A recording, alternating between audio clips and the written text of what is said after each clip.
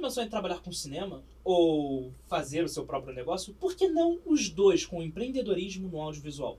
No programa de hoje, eu convido ele, Orlando Merola, para poder falar sobre a realidade de como é ter uma produtora audiovisual aqui no Brasil. Então, chega mais e, ei, vamos conversar?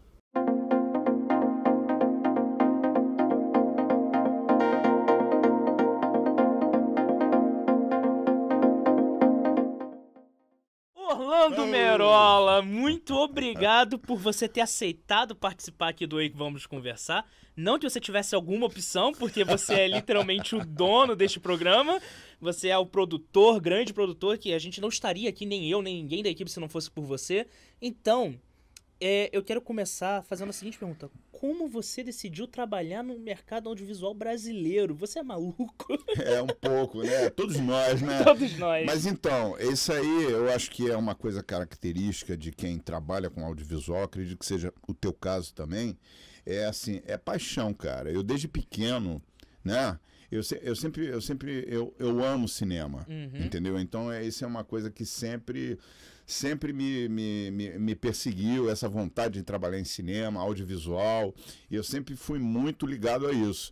Quer dizer, eu tenho formação técnica em administração. Administração? Exatamente. Assim, é uma coisa nada a ver, assim, é outra coisa. Então, assim, isso me foi útil, por exemplo, agora como produtor, né? Essa questão de você saber administrar algumas coisas, toda a parte burocrática de uma produtora, isso é interessante. Mas aí eu não me sentia, um peixinho fora da água, porque assim, cara, eu gostava, né? Levava a sério meu trabalho e tal, mas não era exatamente aquilo que eu queria. Mas você era assim, tipo, administrador de escritório, ficar sentado terninho, gravata, todo dia no cubículo. Tudo Caraca, isso. não consigo te imaginar nesse vídeo. Pois é, cara, mas aconteceu, tá? E aí, o que aconteceu? Logo depois, eu tive uma oportunidade de trabalhar com publicidade. Aí já é mais perto. Aí já é uma coisa mais perto, né? E disso eu tive um contato muito, muito próximo com o departamento de arte, e depois com produção, com vídeo, e aí isso me interessou. Aí eu comecei a seguir, eu trabalhei em 2 agências de publicidade pequenas aqui no Rio de Janeiro. E aí depois eu comecei a estudar desenho, animação. Aí eu tive uma oportunidade de fazer uns freelas para a Rede Globo. Isso foi antes do Projac ser aqui em Curicica, né? Isso quando ainda o Projac... Antes de ser o projeto Jacarepaguá. Exatamente. O Projac ainda, assim, o núcleo de telenovelas ainda era no Jardim Botânico. Entendeu? Aí eu comecei a fazer freela para eles lá, e aí depois eu trabalhei. Quando eles vieram aqui para Curicica, montaram o Projac, eu trabalhei como contratado, trabalhei muitos anos, e depois eu também alternei, trabalhei na Globo, depois terminou o contrato, eu fui para a Record, fiz alguns trabalhos na Record. Mais à frente eu voltei para a Rede Globo, e aí eu falei, não, eu vou abrir minha produtora também. E aí que eu quero chegar, como foi essa virada de chave, assim? Eu trabalho no audiovisual, agora eu vou ser o dono da minha produtora. Como é que é esse movimento? Então, porque assim, você quando trabalha numa empresa, por melhor que ela seja, né, você tem que atender uma demanda que não é sua, é uma demanda da empresa. Você ali é um funcionário ou um contratado, você está atendendo uma demanda que não é sua. Você vai estar ali, você está trocando seu serviço por um salário, né, por uma remuneração. Mas assim, eu sempre tive paixão por filme, entendeu? Então aqui, com a minha produtora, eu posso produzir qualquer tipo de conteúdo, né? Então assim, você tendo o seu negócio, você tem a sua metodologia de trabalho, você produz aquilo que você acha interessante, você pode se focar mais no que você acha interessante. Entendi. Então, eu quero saber como eu começo. Eu tô vendo esse programa, eu tô aqui do outro lado da tela, sou um dos nossos espectadores, e eu gostei de tudo que você falou e eu quero começar a entrar no mercado audiovisual. Como você começaria?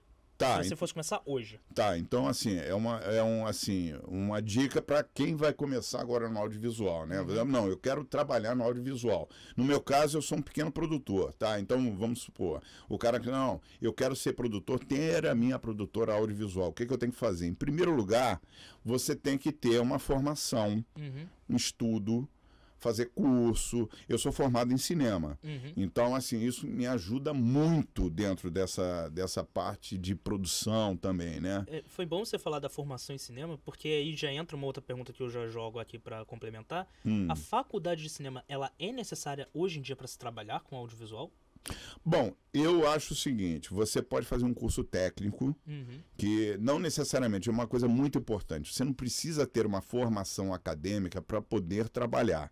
Isso é uma coisa que eu acho um pouco estranha, né? Ah, não, eu só me sinto capacitado para trabalhar se eu tiver formação acadêmica. Não, a formação acadêmica, ela é um diferencial. Mas se você fizer um curso técnico muito bom, por exemplo, de câmera, né? Você faz um curso técnico de câmera, você já pode trabalhar como câmera. Você vai ganhar seu salário, vai começar a sua vida no audiovisual como câmera. E existem vários setores dentro do audiovisual que um curso técnico resolve perfeitamente. Eu quis fazer faculdade de cinema por uma questão que eu queria ter esse embasamento acadêmico. Você teórico. ter a imagem teórica, Exatamente. entender o porquê das coisas funcionavam. Exatamente. Mas você tem cursos técnicos, até de produção, que são muito interessantes. Tem vários cursos em São Paulo e aqui no Rio de Janeiro, é só procurar. Né? A gente não vai fazer merchandising aqui, mas tem bons cursos técnicos. Né? Eu até vou... Só um eu vou fazer, que é a Escola Darcy Ribeiro, né? Que é uma escola que ela tem tanto formação técnica como formação profissional mesmo, né? De curso para você tirar o seu DRT e tal. Eu não conheço bem, mas eu sei que é uma escola muito boa. Então, assim, tem vários cursos que você pode fazer para começar no audiovisual. E fora cursos, na sua opinião, quais são os conhecimentos necessários para um produtor, seja grande ou pequeno, ou alguém que está começando?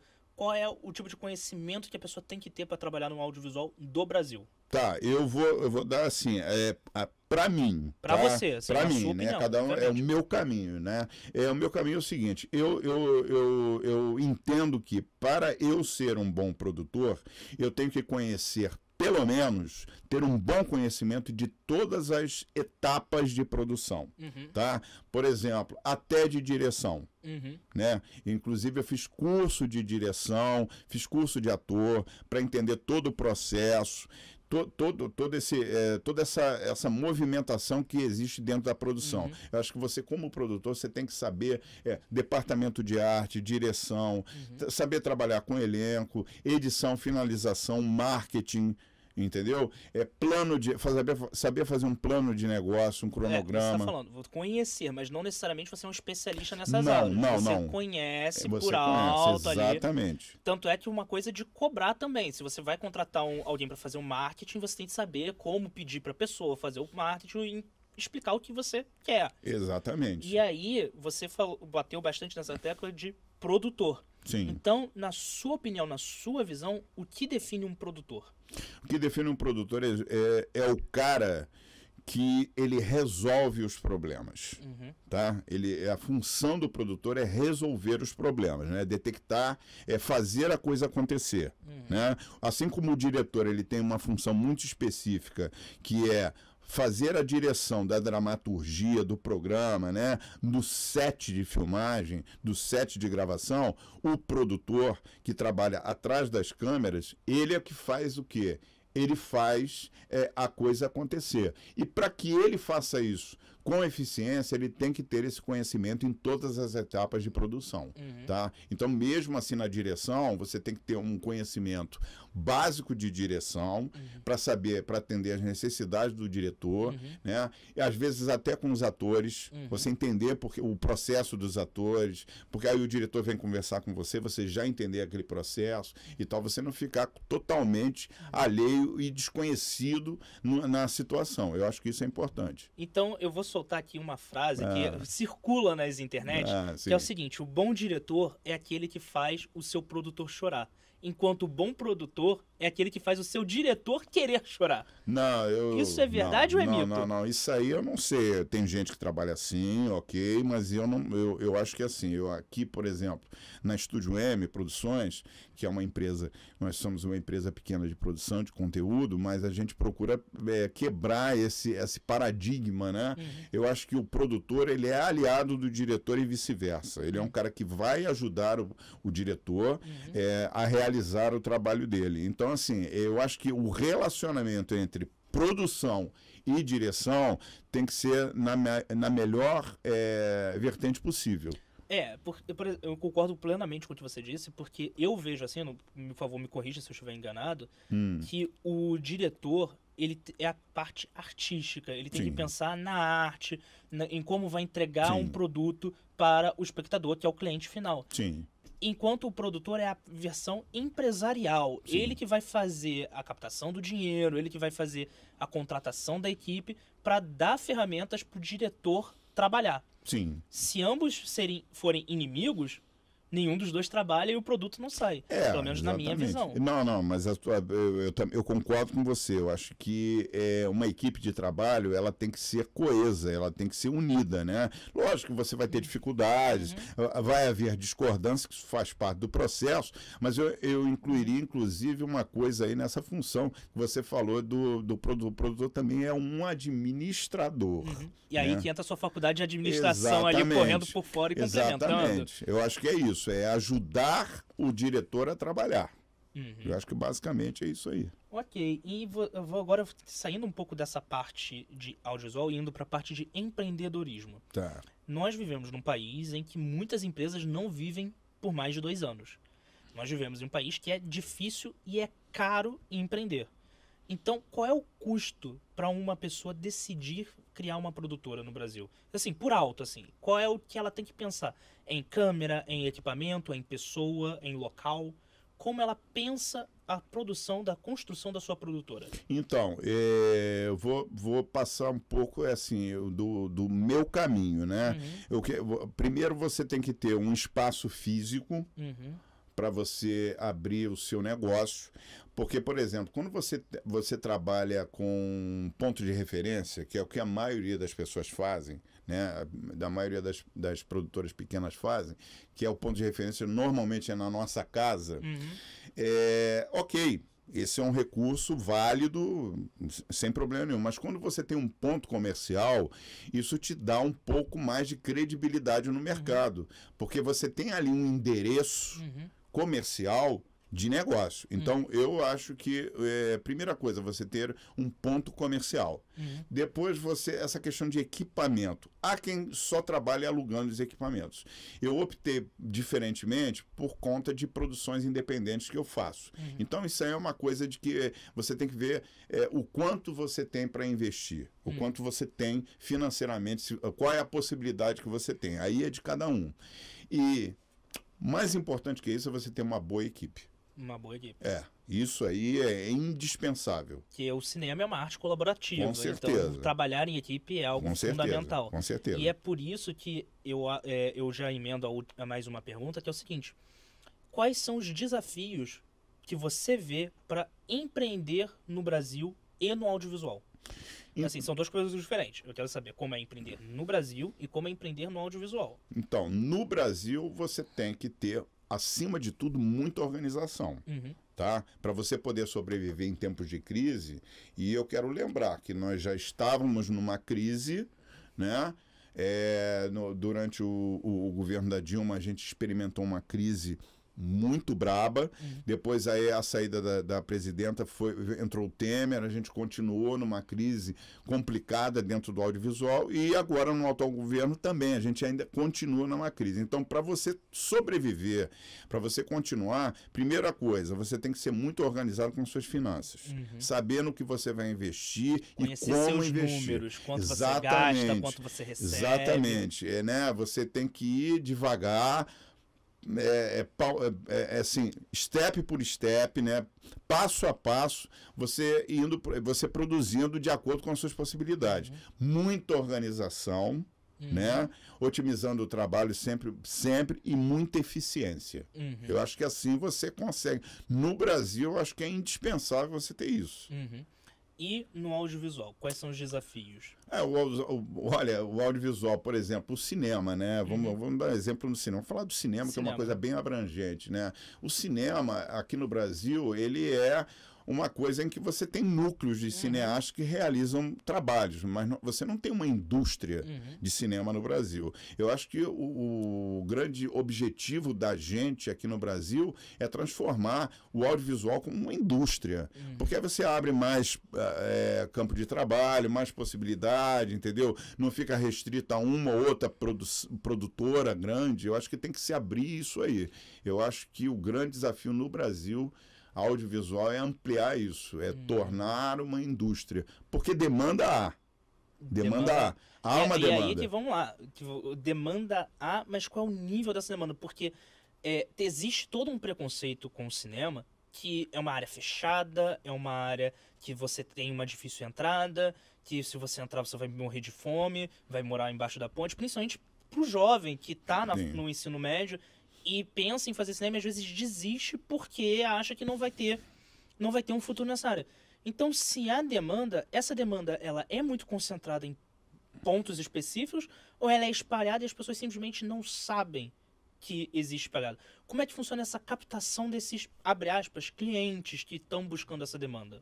Então, a demanda, por exemplo, você abre agora um veículo muito bom, que é o streaming, né? Aí você vai lá em qualquer um desses streamings e você vê assim a lista de filmes ali, de gêneros que eles pedem, né?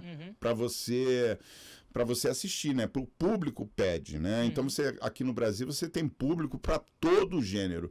Só que o que eu acho é que aqui as produções elas ficam concentradas em um ou dois gêneros. Eu acho que isso aí é uma coisa que impede o Brasil se tornar indústria nesse ponto, ou pelo menos Mas as você pessoas... acha que essa limitação vem do público ou vem das emissoras, das criadoras, das realizadoras? Não, eu acho que é uma coisa, por exemplo, até de... por exemplo, quando eu me formei em cinema, o meu trabalho de conclusão de curso, a gente rodou um filme sobrenatural, que é uma coisa que não é muito feito aqui no Brasil. Então eu acho que agora está se fazendo, né? Algumas células, algumas pessoas estão fazendo. Então eu acho que é uma questão de você investir em outros gêneros, o que o público pede, né? Eu acho que o Brasil é muito bom em documentário.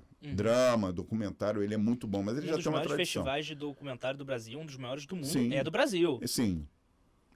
Então, assim, Brasil potência e muito não se é falado sobre isso. Então, vamos saudar o cinema nacional, que documentário a gente manja. Sim, sim, claro. E filmes publicitários, o Brasil já foi considerado um dos melhores para filmes publicitários. Ou seja, talento o Brasil tem. A questão é você direcionar. O Brasil expandir mais, assim, não ficar só no documentário. Nada contra, eu acho fantástico, mas você tem que experimentar outras áreas. Você experimentando outras áreas, você tem um leque maior de produtos para oferecer. Aí tem a ver com essa questão da captação. Porque se você, por exemplo, vou dar um exemplo. Se você faz um documentário e vai jogar no mercado, que está cheio de documentário, os caras... Você é um entre muitos. Agora, se você faz um produto diferente, com qualidade, obviamente, e você joga no mercado, já fica um pouco mais fácil essa aceitação. Então, o que eu acho que falta mais é investimento em outros gêneros dentro do audiovisual. Perfeito. E falando em gêneros e audiovisual, você falou que já fez produções autorais e produções para clientes. Na sua visão, o que é mais complicado? Fazer um trabalho seu, autoral, ou fazer um trabalho para um cliente com uma demanda, com um briefing? Para quem não sabe, briefing geralmente é um pedido do cliente de como ele é feito, como ele quer exatamente, e você só segue. Então, na sua opinião, o que é mais complicado? Olha, as duas coisas têm a sua complexidade. Obviamente que quando você está fazendo um trabalho para um cliente, atendendo a demanda de um cliente, é aquilo que vai pagar os seus boletos. Entendeu? Então, é muito mais interessante. Aliás, a produtora vive, né, de demandas de clientes. E volta e meia a gente faz um trabalho autoral. Um investimento autoral, que eu acho que isso é imprescindível. Eu acho que você está atendendo uma demanda, está com um cliente e tal, mas reserva um capital e faz um investimento. Eu acho isso super importante. Agora, existe uma dificuldade aí, quando você trabalha com uma demanda que não é sua, você tem que atender os gostos do cliente. Né, as especificações. Que não necessariamente são os seus gostos. Exatamente. É você saber. Ser profissional é você trabalhar numa ideia que não é sua. Isso faz parte, é profissional. Tem gente que eu ouço assim, que tem uma dificuldade e tal para fazer isso, e eu acho estranho, porque ser profissional é exatamente isso, é você trabalhar numa ideia que não é sua. Agora, um trabalho autoral é mais fácil a condução dele, porque afinal de contas por exemplo, um produto da produtora. Ok, a gente fechou a ideia, beleza. Mas aí você vai ter que vender esse produto. Então é um outro fator de dificuldade. Eu acho que os dois são fatores, têm suas dificuldades e suas facilidades. Só que um paga seus boletos e o outro você gasta os seus boletos. Você gasta os boletos, né? Mas assim, o outro é você saber vender. Entendeu? Agora é lógico, o trabalho que você capta, que o cliente pede para você, é o que vai te sustentar. E dá para viver trabalhando no audiovisual brasileiro? Então, eu sou um pequeno produtor, eu acho que a gente está aqui já há 4 anos, né? E você falou uma coisa muito importante, que dificuldade das empresas durarem mais de 2 anos, né? Eu acho que o tempo de maturação de uma empresa aqui no Brasil são 5 anos, né? Se você sobreviver 5 anos, as possibilidades de você dar certo são muito maiores, né? Então eu acho, para quem quer abrir a sua produtora, eu acho que é isso, é buscar conhecimento, ter um conhecimento técnico e artístico, né? Porque audiovisual também envolve um lado artístico que você precisa compreender, um lado técnico e um lado administrativo, para você não se enrolar, né? Daqui a pouco você vê em tempos de crise quantas empresas fecharam, né? E não foi só no audiovisual, de uma maneira geral. Então, assim, muitas das vezes é problema de administração. Então, isso é uma coisa imprescindível para qualquer ramo. Ok. Então, Orlando, a gente já vai adentrar aqui o nosso encerramento. Sim. E eu quero que você olhe para essa câmera aqui linda, maravilhosa, e passe uma mensagem para quem quer trabalhar com audiovisual e tem medo de ingressar no audiovisual. Pode ser de incentivo ou pode ser para, olha, não vem para cá que isso aqui tá ruim. Não Vai do que você achar melhor. Eu não vou fazer isso, eu não posso falar isso. O que eu diria para os meus companheiros brasileiros e brasileiras que querem entrar no audiovisual e tem o sonho, é perseguir o seu sonho, né? O grande profissional é aquele que não tem aquela frase que diz que sou brasileiro, não desisto nunca. Então eu acho que assim, você tem que correr atrás do seu sonho, mas você tem que entender se esse sonho é o que você quer realmente fazer, tá? Não adianta, se for pelo glamour, não. Entendeu? Audiovisual é muito olha, 30% talento, 70% suor. Eu tenho um amigo que ele fala o seguinte, que quando ele começou a trabalhar com um audiovisual, ele pensava o seguinte, vou fazer um curta, depois eu faço outro curso, faço um longa, ganho um Oscar. É assim. Aí quando ele começou, viu que não era muito bem essa vida, não. Pois não são flores, né? Como qualquer ramo de trabalho, você vai passar dificuldades, mas assim, se você tiver preparo técnico, preparo de conhecimento técnico e persistência, eu acho que você tem que ir em frente. A minha opinião é essa. A sua opinião é essa? A minha opinião é essa. Então, Orlando, muito obrigado. Vamos começar a encerrar por aqui. Obrigado por ter participado. Vou deixar o microfone aberto caso você queira fazer um jabá, caso você queira convidar as pessoas para assistir o programa ou conhecerem a produtora, o espaço é seu, literalmente. Tá, não, é só acessar o nosso site, né? Vai estar aí na legenda www.estudioemproduções.com.br, né? E vai estar aí nosso Facebook, nosso Instagram, é só seguir a gente aí. Ok. Muito obrigado, gente, por ter assistido até aqui, por ter prestigiado. Espero que esse papo tenha sido esclarecedor para você da mesma forma que foi para mim. Espero que você tenha aprendido alguma coisa. Bem, obrigado e nos vemos na próxima e vamos conversar.